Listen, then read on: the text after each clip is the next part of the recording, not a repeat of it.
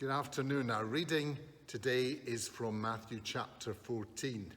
It follows on from where John the Baptist has been beheaded by Herod Antipas, and John's disciples have come to tell Jesus about that, and also about Herod's dislike of Jesus himself.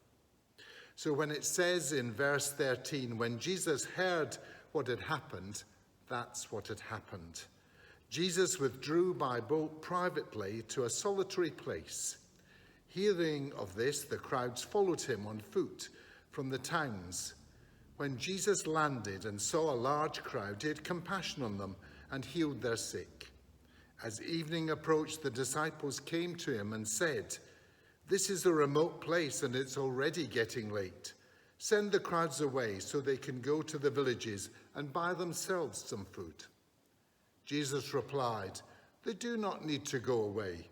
You give them something to eat." "We have only 5 loaves of bread and 2 fish," they answered. "Bring them here to me," he said. He directed the people to sit down on the grass. Taking the 5 loaves and the 2 fish, and looking up to heaven, he gave thanks and broke the loaves. Then he gave them to the disciples, and the disciples gave them to the people. They all ate and were satisfied, and the disciples picked up 12 baskets of broken pieces that were left over. The number of those who ate were about 5,000 men, besides women and children. This is a familiar story, but I think it teaches us some lessons that are always important to hear. It's so important that it's the only story that occurs in all 4 Gospels: Matthew, Mark, Luke, and John. It cannot be just dismissed as a parable or illustration. I believe it's a historic event. Jesus truly did feed a large multitude of people. But why is it important to read this story and understand it? Well, first of all, it teaches something about the nature of Jesus. Which human person could have done this? None. Only the Son of God, God in flesh, our Saviour, Jesus Christ, could perform such a miracle. But I believe there's another reason that why it's important to study this today and can give us comfort and help. This story reminds us of an important teaching, that things that are impossible with humans are possible with God. What do we do with impossible situations in life? Well, maybe we should learn to do as Jesus said, bring them here to me, to him. Now, Jesus didn't give us a magic formula to solve our problems on our own. Rather, he gives us himself and invites us to cast our cares on him. I want to briefly note 3 things this afternoon. 1, don't be like the disciples and despair over the impossible. It's so natural to do so, isn't it?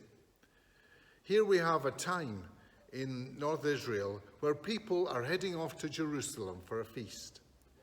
Just like we might not expect big crowds in Castle Park in Tamworth on a Saturday night, but when it comes to the 5th of November bonfire night, the place is rammed with people. And so it was here, that people were heading off down to celebrate a feast in Jerusalem. And so there were large numbers in the area, because this was just a country area, and there was only small towns and villages. Nazareth, where Jesus grew up, might have only had a few houses in it, not like the sprawling metropolis it is today. Matthew tells us, in fact, that the number of people needing fed were 5,000 men, besides women and children. This hungry multitude could easily have been over 20,000 people. Now, what do we pick up from the disciples? We pick up that despair. Firstly, they despair at what they didn't have. In another version, Philip says, we'd need 9 months' worth of wages to feed all this lot. Secondly, they despaired about what they did have. It was a paltry lunch for a little kid. And thirdly, they despaired about the quality of what they had. You see, John, in his account of this miracle, says they were barley loaves and they were small fish. Now, barley was a cereal that was reserved for animal food, not for humans. And the fish were small fish, according to John. They were the type that you ate them, bones and all. Otherwise, there would have been no flesh at all. So the disciples were despairing over how little they had, but not only that it wasn't any good either. And finally, of course, they were despairing at the enormity of their task. They said, "Send the multitudes away and let them buy food themselves." Well, that was impossible. The queues would have been worse than Asda during lockdown, because there would have been no supplies to feed all this amount of people in the local towns and villages. So when they said, "Send them away," that wasn't a solution either. And sometimes there's problems, isn't there? You just can't get away from them. We have to face up to them. They're big, they're in our face. Now, who could have blamed the disciples wanting it to go away, wanting to be rid of it? They were just being realistic. How could they possibly accomplish what Jesus had asked them to do? But there's an important detail again that we find in John's account of the miracle. Jesus, it says, said this to them about feeding the people in order to test them.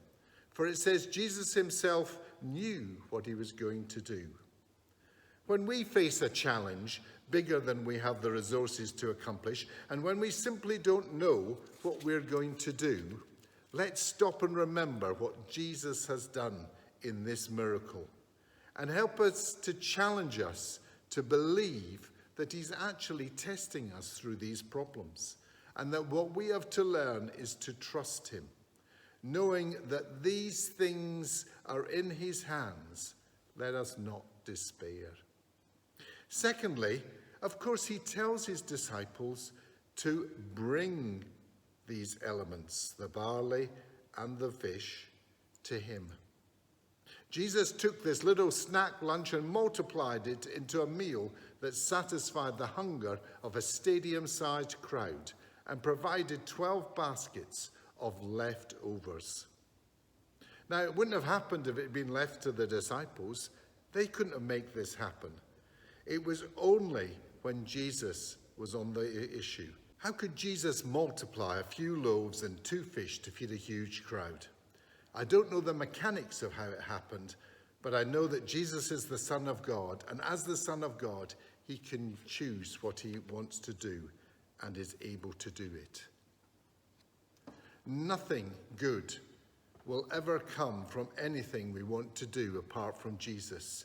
He himself said these words, "Without me, you can do nothing." So it's well if we take stock of his words and humbly and personally obey Jesus' command and bring those impossible situations here to him. The important thing to remember is it's never the problem itself. Problems are never a problem for Jesus Christ. The only thing is important is what you and I do with these problems. We need to bring them, what we have, in a personal and dependent way when we present our concern to him in prayer, seeking earnestly, being open about our resources and limitations, and entrusting ourselves and all that we have to him, so that we might do as what he wishes with them, and thanking him in advance that we can trust him with them. So any problem can, in fact, be something to celebrate, because it can be a way that we become more dependent on God, that we draw closer to Jesus, and that we're able to experience his provision and care for ourselves. It's fascinating, isn't it, when they brought those small lunch to Jesus, those little loaves and fish, that Jesus didn't do something incredibly quickly. He didn't suddenly create the largest seafood restaurant in Western Mediterranean. He didn't suddenly throw them in the air and they went up like some computer-generated graphic that sparkled and burst into a million pieces. and ended up filling the tummies of the hungry people there, just like that. No, there was an obedience, there were steps to follow. First of all, everybody had to sit down. 20,000 people, including kids. That would take some time. Then he took the loaves and fishes, and he blessed them, and he broke them, and he gave thanks to God. He didn't rush on with the urgent problem, but he spent time worshipping his Father. And then he divided things up and distributed the food through his disciples, the very people who said it couldn't be done. They needed to be part of it. They needed to experience it and see it for themselves. He could have flown around like on a hoverboard, distributing the food to everyone. But no, he involved the very people that didn't believe there was a solution in the solution itself.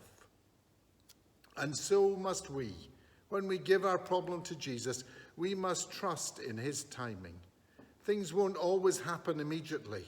They won't happen the way we want them or when we want them. They won't be solved in the way we expect. But it's up to him. And maybe in the delay, there is purpose. Just as he said, he did it to test them. He could have sent the people away earlier in the day, but no, he chose to let them be there all day so that the problem arose. And so the solution was needed. And sometimes I believe God tests us by leading us into situations where we too must rely on him and turn to him. And in that, learn that he is a God that cares for us. It says in Psalm 37, verse 5, "Commit your way to the Lord, trust also in him, and he shall bring it to pass."